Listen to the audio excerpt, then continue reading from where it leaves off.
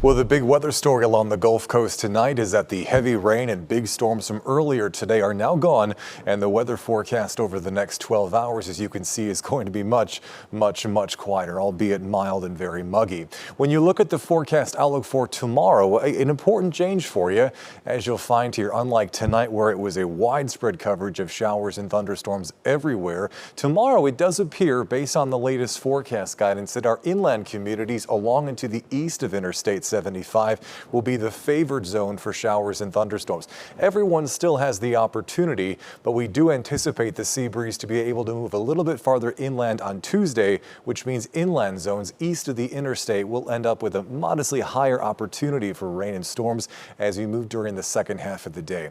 You can see it a little better on the regional futurecast, picking things up about lunchtime. Showers and thunderstorms start to be in their widest coverage after 4 o'clock in the afternoon, and again you can see how points east of the interstate do end up with a little wider coverage of showers and thunderstorms. But as we always have to do this time of the year, is be mindful of some build-back storms west of the interstate as we move past the dinner hour. So everyone has the chance for rain and storms tomorrow, but points east of the interstate end up with the highest opportunities as we move throughout the second half of the day. Another big story along the Gulf Coast tonight is what we're watching up to the north of our area. As I mentioned before, the Hurricane Center is watching an area that includes northern Florida.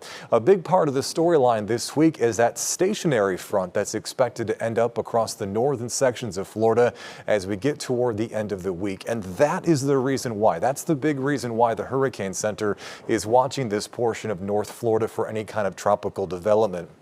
What is too early to tell right now is with a stationary front sitting right about here is where would an area of low pressure organize? You know, does it happen over top of the Gulf? Does it happen over top of the Atlantic? Or does it happen right over top of the peninsula? Can't tell that right now. So all that we're really looking for at the moment is just an uptick in the rain coverage across the entire state, because whether it organizes into something or not, the take-home impact that all of us will see across the state is just wider rain coverage. Now, as you can clearly see, points of west, central, and north Florida will end up with the most. Some of the data right now is suggesting more than 8 inches over the course of the next few weeks. But with more moisture around, even here locally, the next 7 days, most of the data suggests most areas in Lee County see anywhere from 2 to 4 inches. Certainly manageable for rainy season standards, but a fairly widespread amount, which means everyone will be on guard this week for the opportunity of some heavy rain at times. And unfortunately, as we approach the 4th of July holiday, that means that for the holiday, we'll have to be extra vigilant about the weather.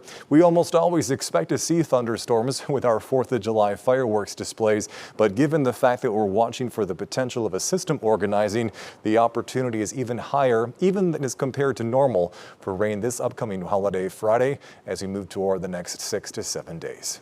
Megan?